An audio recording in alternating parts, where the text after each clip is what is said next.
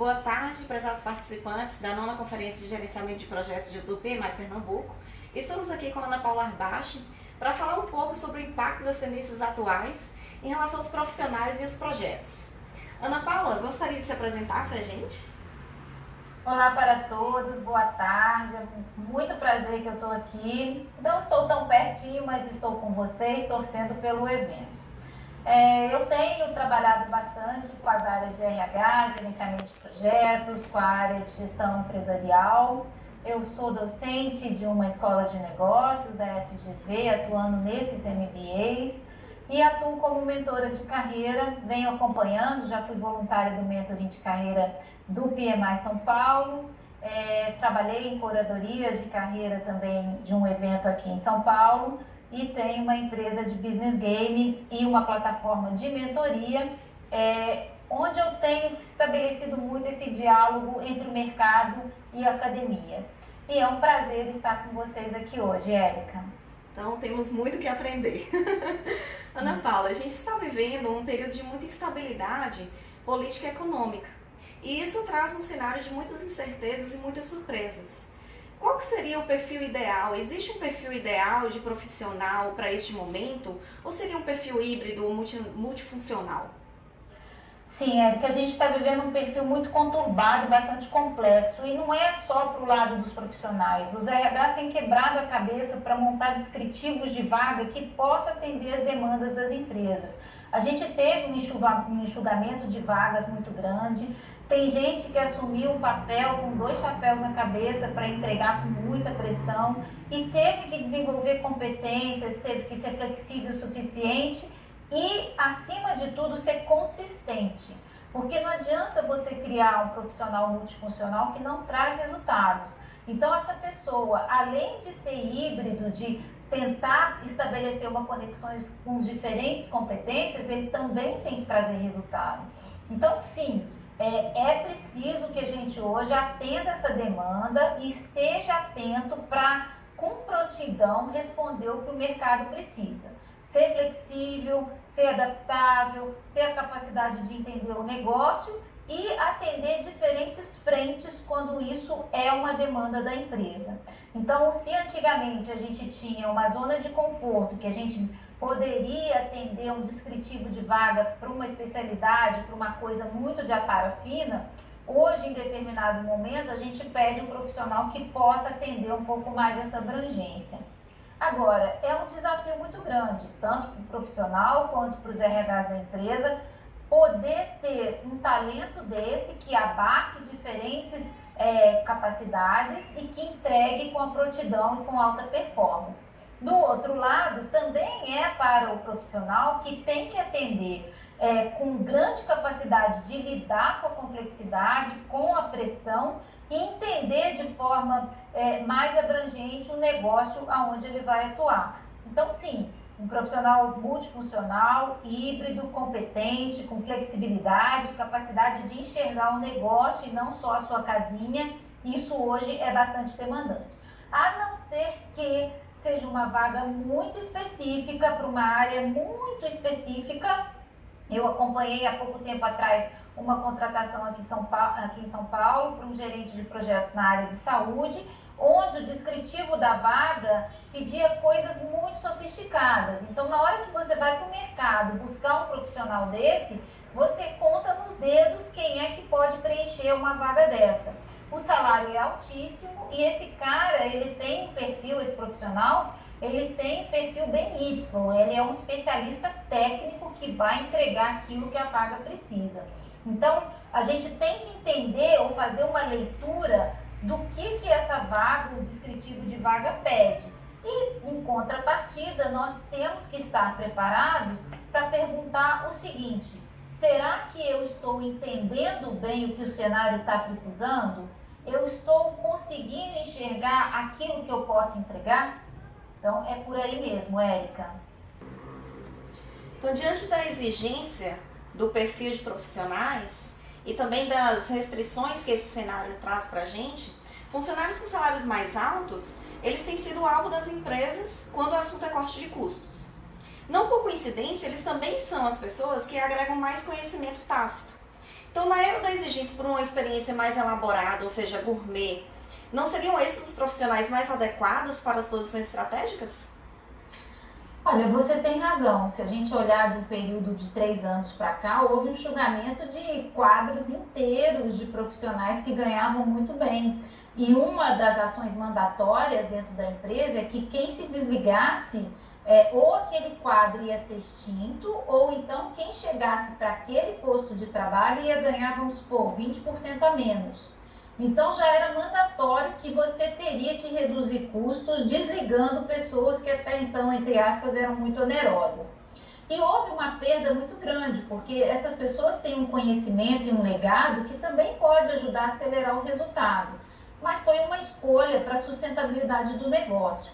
Isso depende muito da estratégia que a empresa tem para os próximos anos. Se ela quer continuar tendo uma posição no mercado, buscando novos mercados, ela vai saber que aquele profissional ele é importantíssimo para a gestão daquele negócio. Agora, depende muito da situação daquela empresa ou da estratégia que ela tem. Eu acompanhei uma palestra do PMI mesmo aqui em São Bernardo do Campo, na área da indústria automobilística. E uma das questões que o pessoal da indústria falou, olha, nós estamos fechando postos de trabalho, muitas vezes do chão de fábrica, para abrir postos de trabalho na área de tecnologia. Então, se a gente não enxergar também qual é a estratégia dessas empresas para poder estar sempre atento a esse cenário de mudanças, nós vamos ser também profissionais descartáveis, por mais que a gente tenha conhecimento tácito, porque as coisas estão mudando. Às vezes as aberturas de postos de trabalho são em vagas que não existiam, que estão sendo criadas. Então, até que ponto esse meu conhecimento ele é flexível bastante para atender uma nova demanda?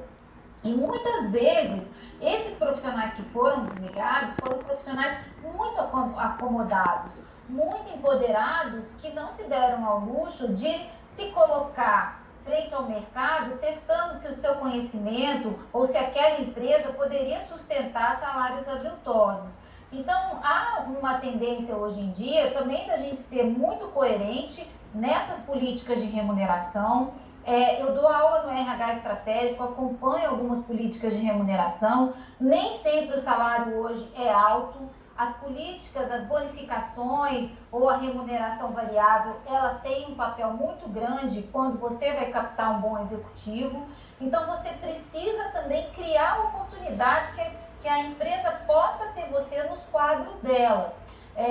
Ultimamente, eu acompanhei uma outra contratação que o salário do executivo era muito alto e a empresa não podia chegar naquele salário para poder trazê-lo para o seu quadro de colaboradores. Então, eles chegaram a um consenso em que, uma vez por semana, na data que aquele profissional escolheu, aquele profissional ia trabalhar em projetos pessoais. Então, assim, se houver flexibilidade, pode haver também boas oportunidades. Agora, que é real e que o momento de crise trabalha nesse sentido, sim. Mas a gente precisa ter muito certo na cabeça que a área de RH não vai rodar como se rodava antigamente. Nós temos muitos vetores novos que estão atravessando a área de contratação de talento, tanto de expertises, de novos conhecimentos, uma aproximação muito grande com a área digital, hard skills bastante grandes, como experiência do negócio, conhecimento tecnológico, agilidade nas tomadas de decisão, soft skills muito atentas à questão da inteligência emocional, da adaptação, do interesse pelo novo. Então, se você estiver atento a isso, você pode estar um pouco mais aderente a essas demandas. Agora, veja bem, nesse ambiente que a gente está vivendo, tão revolucionário e acompanhando bastante as discussões inovadoras que eu tenho acompanhado, a gente vê, por exemplo, jovem de 20, outro dia eu vi um jovem de 28 anos com seu primeiro bilhão de dólares. Então, isso não quer dizer que só os profissionais que têm um grande legado que são capazes de trazer resultados nesse século XXI. Estejamos atentos, que eu acho que hoje em dia a gente precisa estar muito atento a isso. Os novos tempos pedem novos negócios, novos postos de trabalho. Então, nem sempre a pessoa que tem mais experiência no mercado vai ser a mais adequada para um novo negócio, que tem uma cabeça completamente diferente. Então, realmente, estamos vivendo na era da complexidade. E as políticas de salário, as políticas de remuneração vão acompanhar. As startups hoje estão atraindo muito profissional bom, porque elas têm políticas de remuneração variáveis interessantíssimas. Então, vale a pena a gente dar uma checada nisso também. Então, embora pareça que o mundo dos negócios as decisões sejam todas tomadas em cima de números, podemos então dar uma dica para os profissionais que hoje ocupam posições de alto escalão numa empresa, que a ideia seria identificar a estratégia para então mostrar como agregar valor alinhado com a estratégia da empresa? Sim, além disso, de estar atento a esse momento que a gente está vivendo, dele também se preparar para poder atender diferentes frentes nesse negócio. Então, muitas das empresas, é só a gente dar uma olhada, setor de automotivo, os bancos, hoje eles estão criando novos negócios internamente, e estão fazendo manejando muito profissional. Então, esse profissional hoje, que tem um salário bom, que encontra, entre aspas, uma zona de conforto dentro de uma empresa, ele tem que estar atento que áreas que estão acontecendo realmente uma movimentação fértil para que ele possa, em determinado momento, caminhar para essa tendência. Uhum. Então, hoje em dia, é preciso muito sair da zona de conforto e estar atento ao ambiente de negócio. Em uma de suas participações conosco, com o PMI, você teve a oportunidade de ministrar um workshop falando sobre alta performance e as expectativas. Então, vamos aproveitar essa oportunidade que estamos aqui com o PMI Pernambuco e compartilhar um pouco como que um líder de projetos poderia manter a equipe sempre em consonância diante das constantes mudanças que a gente vem vivendo no cenário da empresa e mundial. Como é que ele pode manter a equipe em consonância com as expectativas e as expectativas Olha, do muito profissional? legal a gente trazer esse workshop que eu trabalhei com essa gestão de expectativa e gestão de resultado, né? Pensando muito na alta performance desse time. Hoje em dia, é muito interessante, e eu tenho chamado para ir em algumas empresas, fazer alguns treinamentos para trabalhar um perfil de liderança que chama-se liderança transformacional. Muitas empresas já perceberam, e principalmente com esse público geracional bastante híbrido, que nem sempre o salário, nem sempre o clima, mas um líder que inspira é capaz de mover céus e terras da sua equipe para chegar aos resultados que são necessários.